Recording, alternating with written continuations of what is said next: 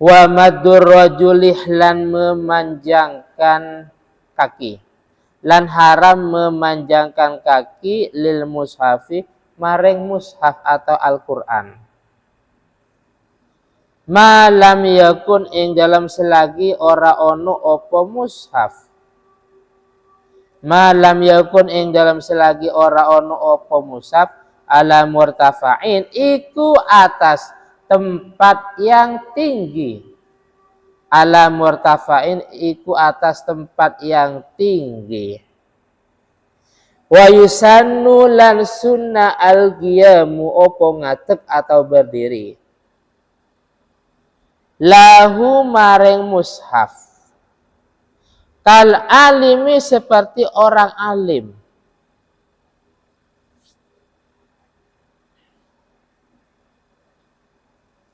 Bal aula bahkan lebih utama. Wa yukrahu lan makruh.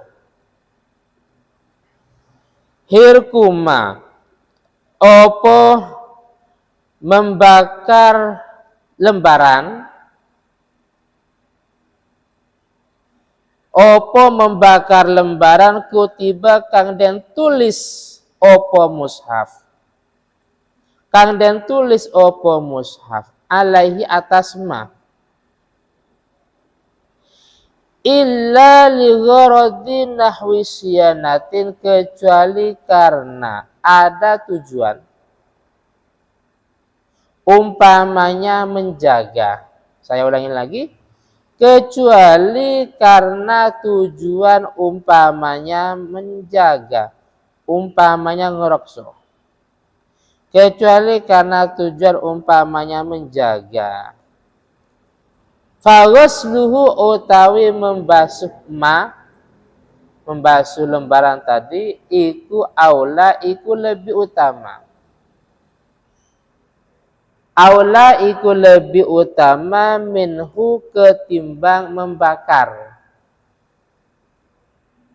Minhu ketimbang membakar. Sekilas penjelasannya, kaki melurusi Al-Quran, memanjangkan kaki pada Al-Quran ini hukumnya haram. Contoh, nah seperti itu ya, yang rendah-rendah ini kan agak tinggi. Yang rendah-rendah itu di atasnya ada Al-Quran, posisi di sana. Terus saya nyantai-nyantai rebahan tidur-tiduran. Kaki saya melurusi Al-Quran yang ada di tempat tadi. Ini haram. Kecuali Al-Qurannya tinggi. Ada di tempat yang tinggi ya. Contohnya di sana. Saya tidur-tidur di bawah. Di bawah. Al-Qurannya ada di atas. Di atas almari. Gak apa-apa. Tapi kalau tempat-tempat dampar yang untuk ngaji. Di atasnya ada Al-Quran. Terus kita nyantai-nyantai, rebahan. Kaki kita ada di sebelahnya. Ini hukumnya haram. Paham ya? Ini bukan cuma Al-Quran. Apapun saja yang ada tulisan lafaz Allah atau nama Nabi Muhammad. Contohnya kitab hadis. Kitab tafsir Jalalain. Fikih atau yang lain umpamanya. Paham ya? Jadi kalau kita mau rebahan, mau nyantai-nyantai, mau tidur-tiduran, diusahakan kitab Al-Quran atau yang lainnya ada di dampak ini, kita pindah ke tempat yang tinggi. Paham ya? Kita pindah ke tempat yang tinggi, setelah itu baru kita sepuasnya. Sepuasnya. Jelas? Yes. Hukumnya sunnah berdiri karena Al-Quran. Contohnya gini, kita duduk, ternyata Mas Fahri dari sana, dari depan, bawa Al-Quran, kita duduk, maka kita dianjurkan berdiri. Paham ya? Contohnya sedang nyantai-nyantai, Hasan Hussein di aula, nyantai-nyantai sama yang lain, nyantai-nyantai duduk, ngobrol asik, Mas Fahri dari luar, bawa Al-Quran. Maka kita yang duduk ini dianjurkan langsung berdiri. Paham ya? Sebagaimana kita duduk-duduk, ustadz datang, orang alim datang. Gampangnya ustadz, guru, paham ya, datang. Kita akan dianjurkan berdiri. Bal aula, bahkan ini lebih utama. Artinya kita berdiri dengan sebab ada Al-Quran tadi. Kalau kita berdiri dengan kedatangan guru, ustadz, kita duduk di kelas, guru masuk, ustadz masuk, kita akan dianjurkan berdiri kan? Atau orang tua masuk, datang, kita sunnah berdiri. Itu sunnah. Maka ini lebih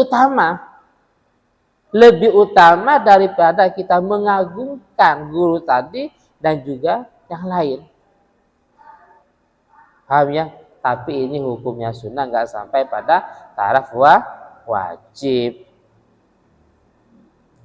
Sekarang membakar Al-Quran.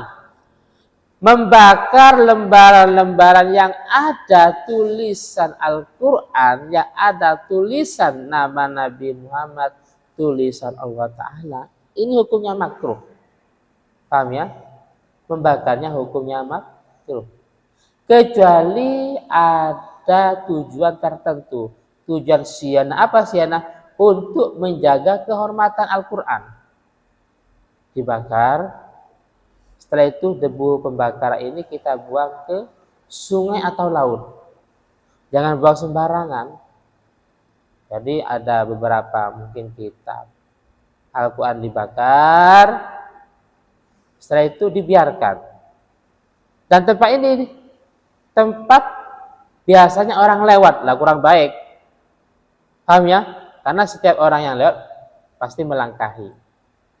Bagaimana? Maka diusahakan dibuang ke Sungai Karangpilang. Atau Hasan rumahnya dekat pulau Pulau Merah umpamanya. Pulau Pink. Silakan debu-debu dari pembakaran Al-Quran tadi atau lembaran-lembaran yang ada tulisan Al-Quran itu dibakar dan silakan dibuang ke sungai atau laut tersebut. Paham ya?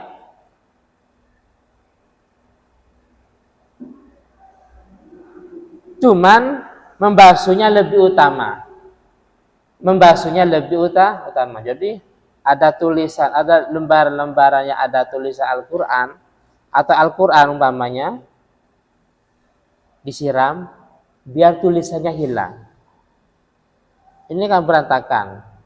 Jadi kalau berantakan ini ada dua solusinya. Bisa dibakar, paham ya? Bisa dibakar,